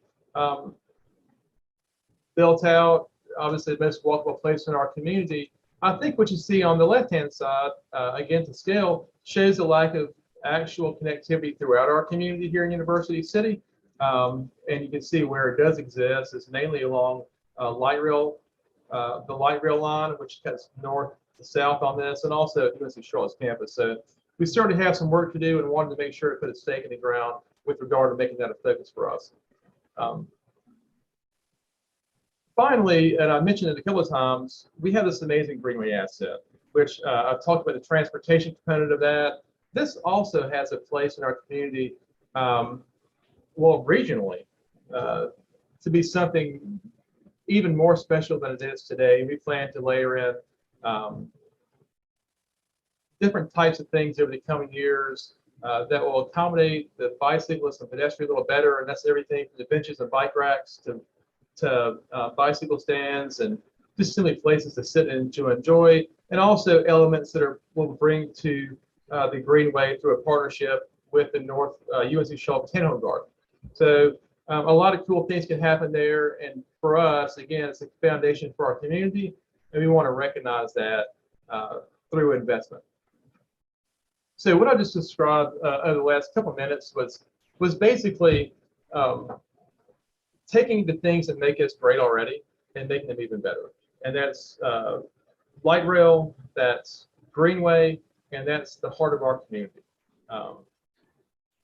We think that if we invested those things, then everything else will kind of fall into place to some extent. We have a 7.5 square mile MSD, some massive shopping center parcels that really we can't influence in the near term, but for the UDO. So what I've described was really putting money in our investments in focused areas where we could most effectively change our community in the most positive way.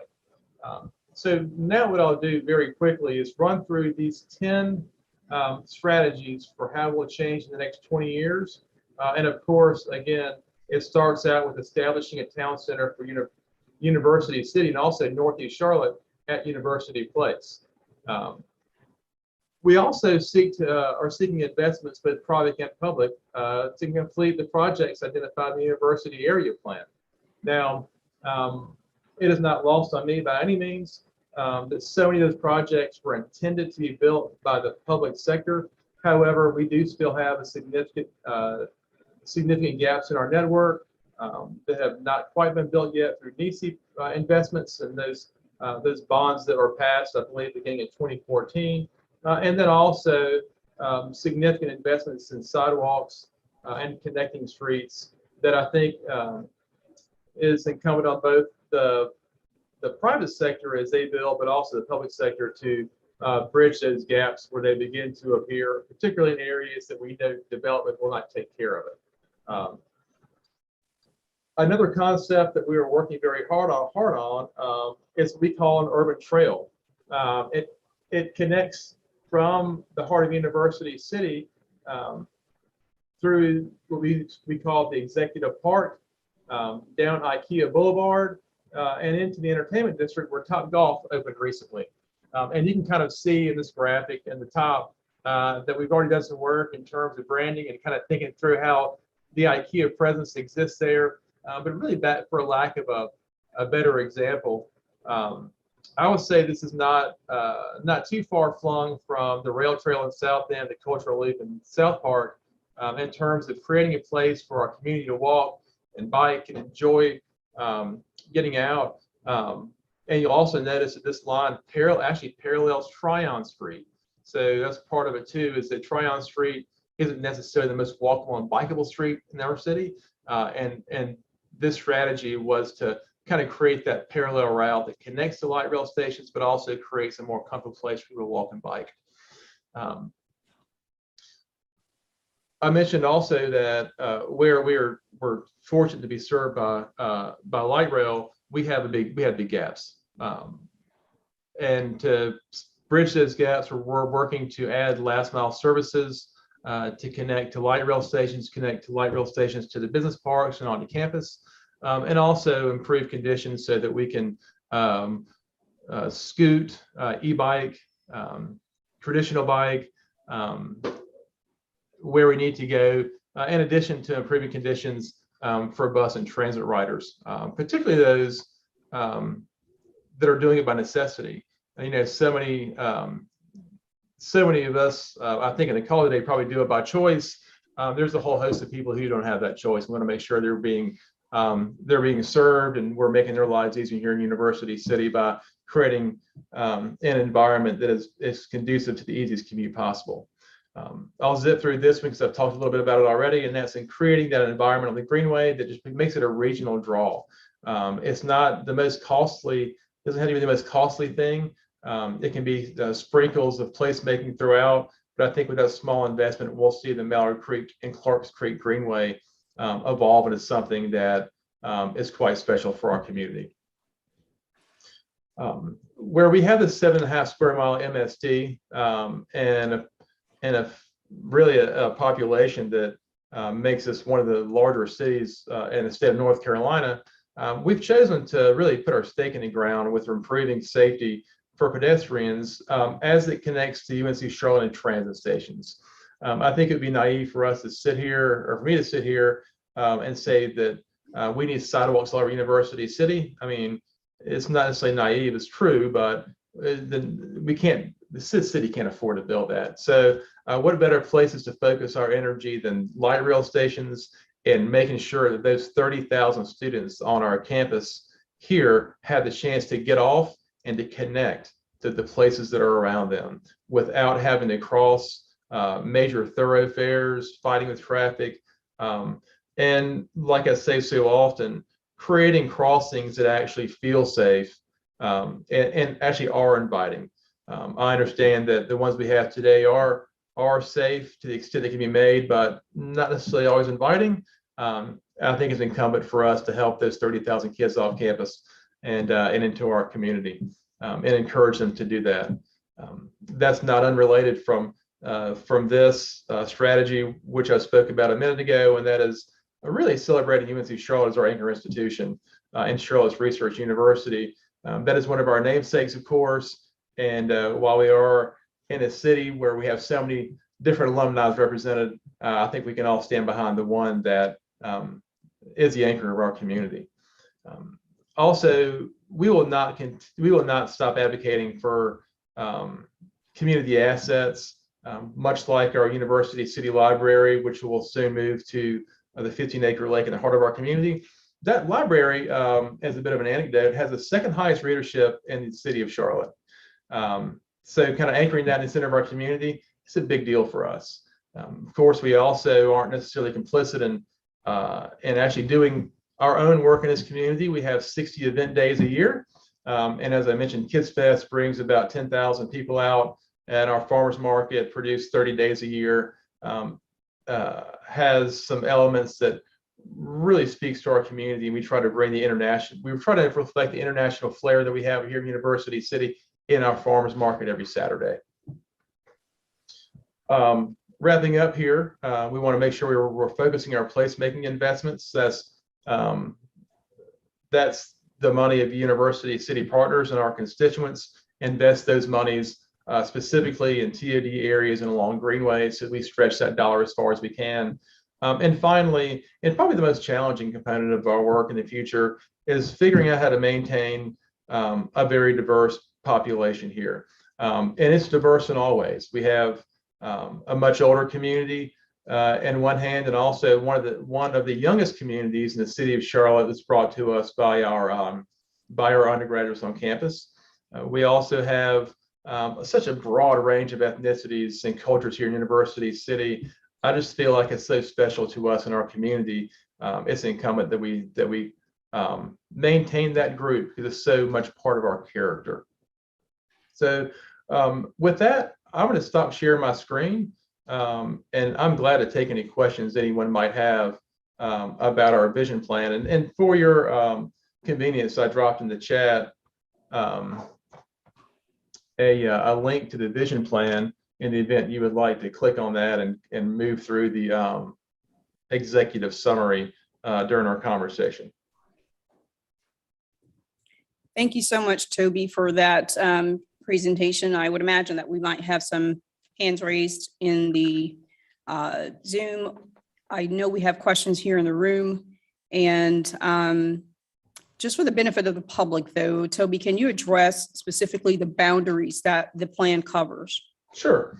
The boundaries of the University City MSD are roughly and beginning from the 6 o'clock point at the University City Light Rail Station. If you follow that counterclockwise up NC 49 or University City Boulevard, you'll wrap that next corner when you pass UNC Charlotte, which is also Mallard Creek Church Road.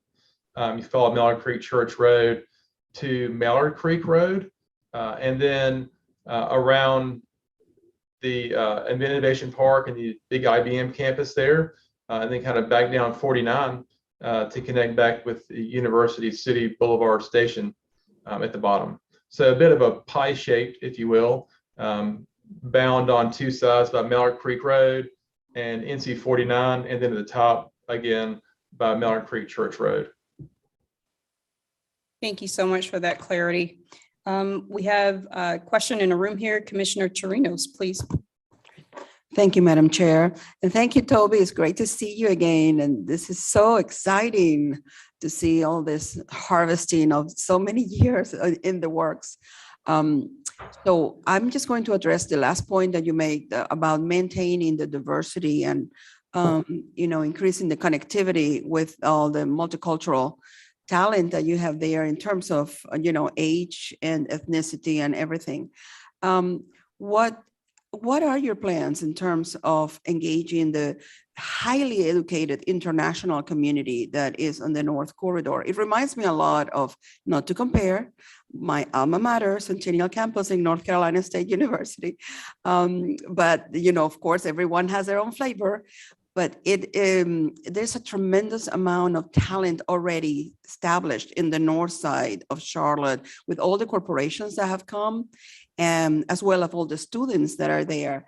And I was just wondering if you have had any plans with the ethnic chambers of commerce and many of the economic development, in terms of the airport and all of that, to be able to connect that and retain, because that's the important, not only that we attract it, but we retain it and we help them belong to our community. So I know that you very briefly touched on it, but I'm hoping that intentionally you're working on infrastructure to be able to do that, because clearly it's the area where we have most of the highly professional international talent in Charlotte. Thank you for that question, Commissioner Chirinos. And I'm sorry, Toby, before you answer that, just for additional context again, can you clarify what iteration is the plan in? Is this fully baked, or are you in first draft, second draft, et cetera? And I will, just for benefit of the commission, just remind that University City Partners is not seeking council adoption here. So please, if you could just give context to what iteration the plan might be in, Toby, and then lead into Commissioner Chirinos's response. Sure, and I'm not so sure we're not seeking council adoption. I think that is the decision we'll make over the next couple months with input, of course, from the city staff and also our elected officials. However, it is, absolutely worth noting that we started our plan in, I feel like it's been forever now. I guess 2018 was the beginning to some extent. COVID seemed to slow a few things down. But we're in the final stages here. We basically have a final draft to some extent. We have taken this through several city departments, including long-range planning, zoning, and the Urban Design Center, work with CDOT, housing and neighborhood services, economic development, and of course the applicable county departments. Again, speaking with the TAP committee, several elected officials in the city of Charlotte, and more importantly,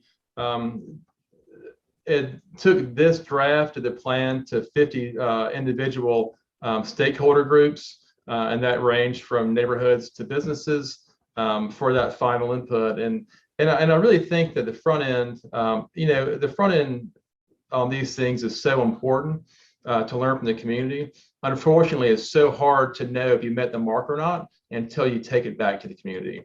And I'm so thrilled to say that our wrap-up work, or our here's what we heard work, as the last stages of development with this, just got such powerfully positive feedback, and it seemed to kind of touch all the buttons that I think that our community here in University City really recognizes the future. I know that we have a complex task on our hands, and I think that our constituents recognize that, but also recognize the path we've laid out for the future is very positive. But if I could, Commissioner Churros, answer your question. That's a fantastic question, by the way, and I appreciate it. Over the last 6 months, we have begun working very hard on how we are able to program our community in a way that that when our stakeholders see what we're doing, they say to themselves, "Wow, this is for me." And that really speaks to an event calendar that maybe is slightly non-traditional, that celebrates international holidays, for example. As opposed to celebrating the everyday stuff for Americans. We have such an amazing international population here. We're starting to think that maybe we should be celebrating those holidays. Not unrelated, we have some amazing small businesses here in University City, and that bring an amazing flavor, and that is literal and figurative, to our community. Just some of the best international restaurants you'll find in the city of Charlotte. So we've started a program to help publicize those restaurants and those shops that are owned by the international community, for a lot of them, to make sure that they're supported and stay here in our community, and also hopefully attracting new ones based on their success. Thank you very much. I look forward to attending. Thank you, Commissioner Chirinos and Toby. Any other hands raised in the wheel? Commissioner Russell. Commissioner Russell, please. Hey, Toby, thanks again for that presentation. Very exciting to see the work that University City Partners is doing. And just to brag on your area just a little bit, you do have the longest continuous stretch of greenway in the county, and the Clarks Creek Greenway. And you also have one of the largest pedestrianized areas outside of Uptown and the university and the associated shopping centers that are across the street. So it's good to see that you're leaning into that. But my question has to do with the infrastructure, considering that University City and your geographical area, which University City Partners serves, is bounded by state roads. So you're looking at Tryon, you're looking at Harris, and you're also looking at 85 to some degree. Does University City Partners have a plan to coordinate or tackle NCDOT and working to make these areas more comfortable and fit better with your vision plan? I know that's a loaded question, so just wanted to get your take on it. It's probably not lost in this committee that NCDOT, they work with us where they can. With a constrained budget and a bit of an order to serve the drivers and the automobiles that are in North Carolina, which is important. I mean, the amount of commerce done on wheels in our roadways is pretty impressive. We work with NCDOT wherever we can possibly work with them. Obviously, occasionally we disagree. We lean on CDOT a lot to understand the kind of bigger picture on some of these things. So I wish that I had an answer for that, other than it's a partnership. We recognize that that NCDOT has a job to do. We obviously also have a responsibility for our constituents that cross the street, and those two things might continue to be at odds for some time to come. And all we can do is keep trying to figure out the best we can. And that work is best done, I think, with CDOT.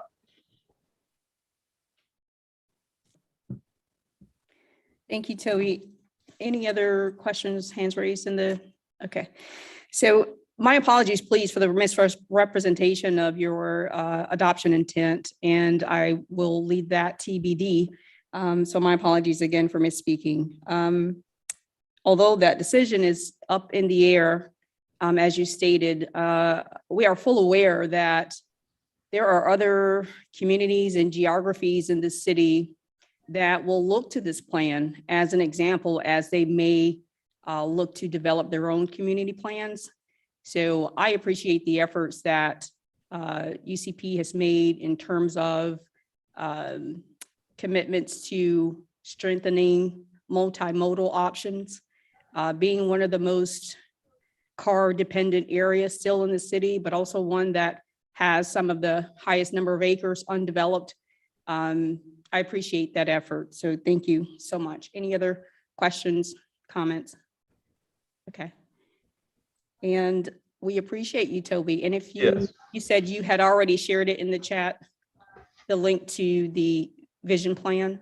I did. I sent the executive summary, which I think is probably as much as most people would want to read. If you want the full 150 pages, glad to send that as well. The 35 will cover it for the most part. Also glad to take additional questions, comments, or anything else you'd like to share directly through my email here at University City Partners, phone calls, and just thrilled to have the chance to be here today to share this work with you all about our quickly changing community. Thanks again. And some of us are gluttons for punishment, and I will allow those who are interested in reading the full document to send their requests maybe to Candace, and we can field those inquiries that way. Thanks again, Toby. Thank you. And with our last remaining minutes of this particular meeting, do we still have Commissioner Blumenthal with us? Yes, I'm here. Thank you so very much. I'm so sorry that you couldn't make it today. I was looking forward to seeing you. I'm sorry. I have a little injury, but I'll be there next time. Okay. Commissioner Blumenthal, as you all might remember, as part of our work program, is working on with Commissioner Chirinos and Barbie an effort to strengthen our sustainability statement and position, and just had a brief update to provide for us. Yeah, absolutely. And Commissioners Barbie and Chirinos, if I miss anything or if you want to tack on to the end of this, please feel free. But I just, again, we've had a couple of meetings, several conversations, and wanted to let everyone know that the direction this is starting to go, and I guess the shape we're starting to take with it, we're kind of looking at, for lack of a better word, a four-pronged approach to this, right? One is going to be the actual written environmental statement. We're going to be updating that, trying to better tie it to some of the existing plans that have stronger, scientific qualifications, stronger metrics, things like that, right? Knowing that that's not necessarily our purview, but that we have these other documents with which we can refer, right? The other three kind of angles that we're also taking are, one, kind of committee specific improvements to environmental considerations.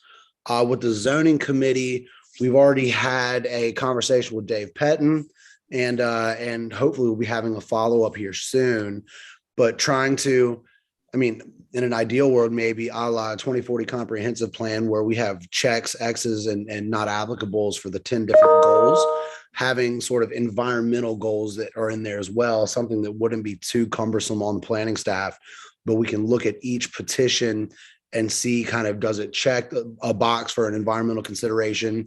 Does it go against something that we want to see, or frankly, is it not applicable, right?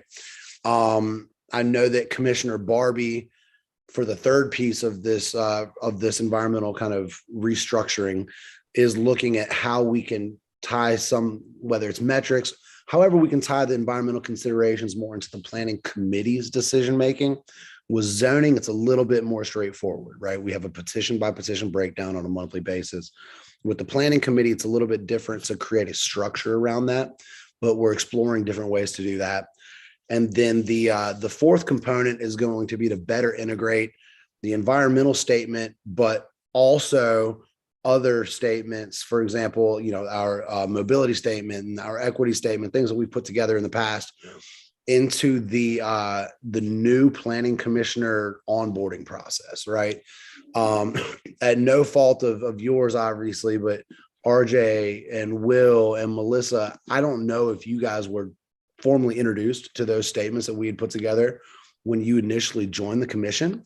And I think that, again, if we're going to be putting these together with the intention of, really using them and adhering to what we all agree to, it's something that you should get familiar with from day one, right? Whether you sit back and learn and get your sea legs under you, or whether you're an immediate participant in all of the things that we do.